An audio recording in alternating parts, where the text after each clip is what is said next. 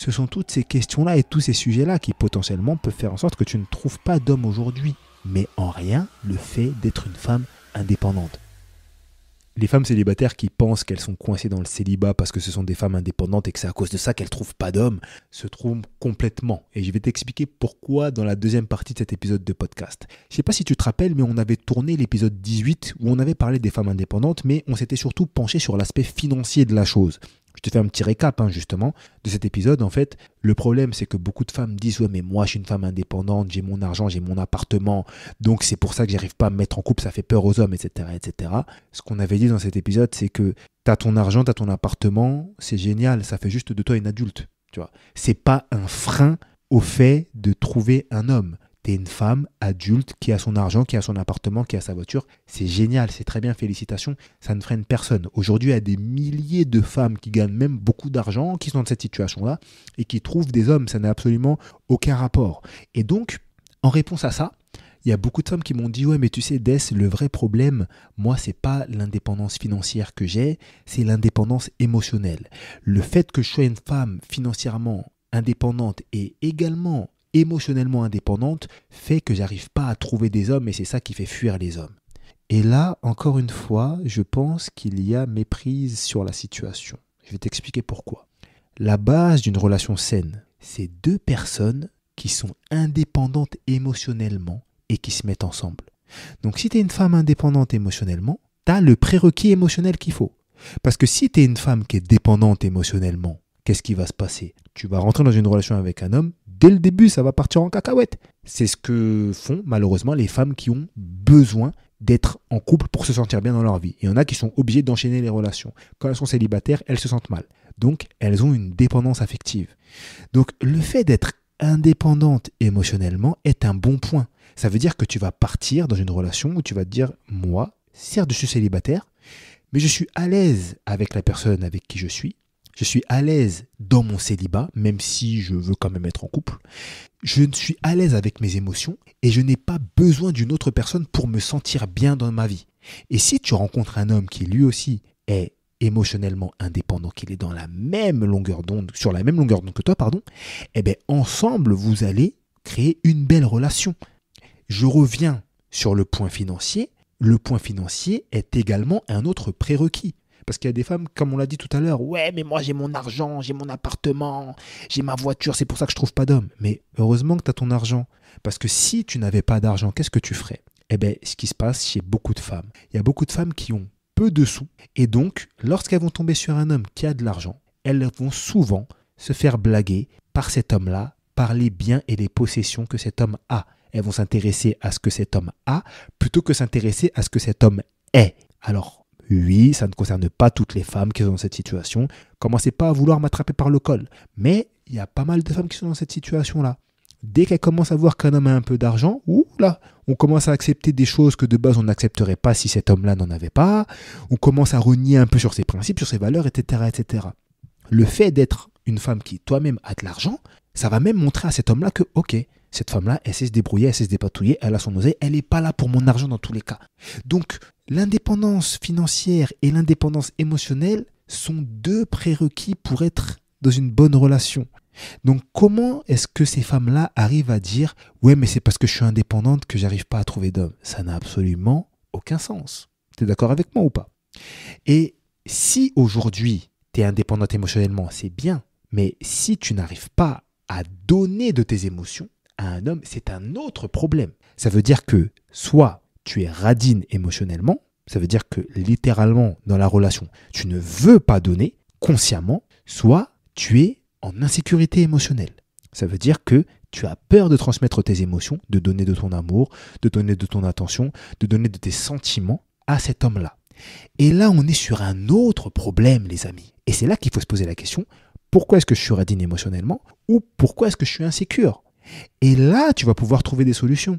Aujourd'hui, avec Internet, on entend tellement de choses différentes qu'on en vient même à perdre son bon sens. Tu vois, tout ce que je viens de te dire, c'est basique. C'est la base. Et je sais qu'au fond de toi, tu le sais très bien. Bien sûr qu'il faut être indépendante émotionnellement pour être en relation.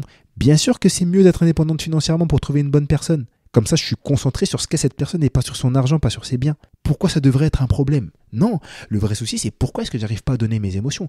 Qu'est-ce qui me fait peur? Qu'est-ce que cet homme-là me fait ressentir? Est-ce que c'est pas en train de me rappeler quelque chose que j'ai vécu avec mes ex? Est-ce que je suis en fait peut-être pas prête à être en relation maintenant? Est-ce que je suis pas prête à libérer du temps dans ma vie pour être en couple avec un homme? Mais à côté de ça, peut-être que j'ai peur parce que l'âge avance et j'ai peur de me retrouver à un moment donné où il n'y a plus personne que j'intéresse sur le marché, etc., etc. C'est ces questions-là qu'il faut challenger, tu vois. Pour pouvoir régler un problème, il faut se concentrer sur le vrai problème. Le fait d'être une femme indépendante n'est absolument en rien un problème. Ce qui dérange les hommes, c'est pas qu'une femme soit indépendante, en tout cas la majorité des hommes. Bien sûr, il y a des hommes qui ont peur des femmes indépendantes, et j'en parle dans l'épisode numéro 18 du podcast. Mais la majorité des hommes, ce qui les dérange, c'est une femme qui va gueuler à H24 qu'elle est indépendante. Ouais, moi je suis indépendante. Parce que ça n'a aucun sens. Parce qu'en fait, c'est comme si tu es en train de crier, ouais, je suis une adulte. Vous entendez jamais des hommes dire, ouais, mais moi, j'ai mon argent, j'ai mon appartement, j'ai ma voiture. C'est normal en fait. À partir d'un moment, tu es adulte, ça fait partie du package en fait. Gloire à toi. Encore heureux que tu aies ça, tu vois. C'est ça qui dérange les hommes. C'est pas le fait que tu sois indépendante. Il y a des centaines de milliers de femmes indépendantes qui ont leur mari, qui ont des familles, qui sont en couple. Ça se passe très très bien. Donc déjà, premièrement, essaye de réfléchir à ce que je viens de te dire à froid. Peut-être que là, avec l'épisode de podcast que je viens de te sortir, là, il y a un petit peu de friction là dans l'idée que je suis en train de te partager. Je le sens là, tu vois. Je le sens que tu n'es peut-être pas trop d'accord. Tu te dirais, mais qu'est-ce qu'il me raconte ce mec-là là? C'est pas le truc qu'on m'a vendu. Mais essaye d'y réfléchir à froid et de te poser la question. Et là, maintenant, on va voir que doit faire une femme indépendante qui a du mal à trouver l'amour pour trouver un homme. Mais juste avant ça, ce que je t'invite à faire, si ce n'est pas encore fait, c'est à t'abonner au podcast, que ce soit sur YouTube, Apple Podcasts, Spotify, Deezer, ce que tu veux. Abonne-toi, mets-moi les 5 étoiles, ça me ferait super plaisir. N'hésite pas à prendre une capture d'écran de ton téléphone, là en train de diffuser le podcast, à la repartager en story sur Instagram. Tu me tags dessus et je te repartagerai. Ça me ferait extrêmement plaisir, mais j'ai besoin de vous pour faire grossir le podcast. Si vous ne m'aidez pas, qui va m'aider? Non, vous ne pouvez pas seulement manger. Vous ne pouvez pas seulement prendre. Il faut aussi me rendre un peu. Hein? Donc, n'hésite pas à faire ça pour moi, ça me ferait super plaisir. Bref, sérieusement, reprenons les choses. Donc, si tu es une femme indépendante qui recherche un homme et qui n'arrive pas à trouver, qui gagne quand même assez bien sa vie, parce que c'est ça souvent le souci qu'ont les femmes indépendantes, quand elles les entendent, elles disent « Ouais, mais moi je trouve pas d'homme justement ». Pourquoi? Parce que ces femmes-là ne veulent pas d'un homme qui gagne moins qu'elles. Et elles, comme elles gagnent beaucoup d'argent, elles disent « Ouais, mais j'arrive pas à trouver d'homme ». Mais bref, si tu es dans cette situation-là, il faut être clair déjà sur tes critères. Numéro 1, quel type d'homme est-ce que tu veux? Physiquement, mentalement, au niveau de sa personnalité et surtout financièrement. Voilà, si tu veux pas être en couple avec un homme qui gagne moins que toi, il faut l'assumer et le dire clairement. Il ne faut pas dire « Ouais, mais j'ai du mal à trouver un homme ». Parce qu'aujourd'hui, tu peux prendre une femme qui gagne 2500 €. C'est une femme qui reste indépendante. Elle peut vivre indépendamment de qui que ce soit avec son salaire. Elle a son appartement, elle a sa voiture, elle a sa vie, elle part en vacances, elle fait ses projets. Et pour autant, elle n'a pas de mal à trouver des hommes. Tu vois. Donc toi, si tu as du mal, peut-être que c'est à cause de ce point-là. Bref, tu fais tes critères, numéro 1. Et numéro 2, à un moment donné, il va falloir accepter que si le problème, c'est l'argent, parce que tu gagnes beaucoup et que c'est ça qui t'empêche de trouver un homme, il va falloir accepter l'idée que ce sont tes critères et que forcément, si tu vises quelqu'un qui gagne des trucs élevés, eh ben, tu vas avoir plus de mal à trouver. Et c'est pas quelque chose de mal en fait. Plus tes critères sont précis, plus tes critères sortent de la norme entre guillemets, moins vite tu trouveras. Mais ça fait partie du jeu pour tout. Si tu veux des pièces rares de viande, ben, tu vas devoir galérer un petit peu. C'est pas à Carrefour, à Auchan ou à Lidl du coin de la rue que tu vas les trouver. Si tu veux certains vêtements d'une marque très précise, d'une certaine collection, ben, tu vas galérer un petit peu pour les trouver. Et en fait, ça fait partie du jeu. Le vrai problème, c'est qu'en fait, beaucoup de femmes n'acceptent pas ce truc-là. C'est-à-dire qu'elles se disent, ouais, ben moi, je suis dans une situation où je me sens un petit peu au-dessus du lot, au moins sur l'aspect financier. Je voudrais un homme qui suive un petit peu cette direction-là, qui gagne plus que moi, sauf que je ne le trouve pas. Et donc, voilà, il n'y a plus d'hommes qui... Non, mais en fait, c'est juste normal. T'es hors norme. La norme, la moyenne ou la médiane, c'est tant d'euros. Et bien toi, t'es au-dessus. Et bien au-dessus peut-être. Donc, ça fait partie du jeu. Et le truc qu'il faut accepter aussi, c'est que de l'autre côté, les hommes, justement, qui gagnent pas mal de sous n'en ont pas forcément grand-chose à faire d'être avec une femme qui gagne beaucoup d'argent. Les hommes n'attendent pas l'argent d'une femme. Généralement, on sait très bien que même si une femme gagne beaucoup de sous et qu'elle est en couple avec un homme qui gagne beaucoup de sous, s'il y a un problème financier, c'est toujours vers le gars qu'on va se tourner. Si un foyer s'écroule, on va toujours dire « Ah, le gars, il a mal géré sa famille ». C'est comme ça. Donc, un homme qui, lui, gagne beaucoup d'argent va peut-être se mettre directement avec une femme qui gagne moins si elle lui correspond plus que toi. Et c'est pas forcément qu'il a peur de toi. Parce que très souvent, il y a des femmes qui vont tourner ça dans ce sens-là. « Ah, mais ouais, mais ça, c'est des hommes qui ont peur. Ils sont pas sûrs d'eux, ils veulent pas des femmes qui truquent. » Alors, il y en a qui ont peur, ouais. Il y en a, juste, ils s'en foutent, en fait. Faut pas toujours être dans cet état d'esprit-là, ça sert à rien. Une fois que tu as défini le type d'homme qui t'intéresse, eh bien, il faudrait s'intéresser à ce que recherchent ces hommes et à ce qui intéresse ces hommes-là chez une femme. Et ça, c'est un travail que beaucoup de femmes ne font pas. Malheureusement, ce qui se passe aujourd'hui, c'est que beaucoup de femmes veulent le meilleur des hommes sans apprendre à comprendre ce que les hommes recherchent. Et surtout, sans accepter ce que les hommes recherchent. C'est-à-dire qu'il y a des femmes, on va leur dire ça. Je vais te prendre très clairement un exemple très concret. Il y a des femmes, généralement, qui se considèrent comme étant des femmes indépendantes, qui ont des parcours incroyables, qui ont fait des grandes études, qui ont fait ceci, qui ont fait cela, et qui disent « Ouais, mais moi, je mérite d'être avec un homme comme ci, comme ça, parce que j'ai fait telle chose. » Sauf qu'en fait, comme je te l'ai dit, la majorité des hommes s'en foutent du parcours professionnel, financier, scolaire d'une femme, parce que c'est pas ce sur quoi les hommes attendent une femme. Et il y a beaucoup de femmes qui vont accepter cette idée-là, et malheureusement, il y a beaucoup de femmes qui ne vont rien vouloir savoir. Ouais, mais franchement, ça, c'est des hommes qui veulent préférer la facilité. Ouais, mais je sais pas quoi, je sais pas quoi. Oh, doucement, doucement. Tu préfères les hommes grands, personne ne te dit rien. Accepte peut-être que tu n'es pas à leur goût. Et c'est rien, en fait.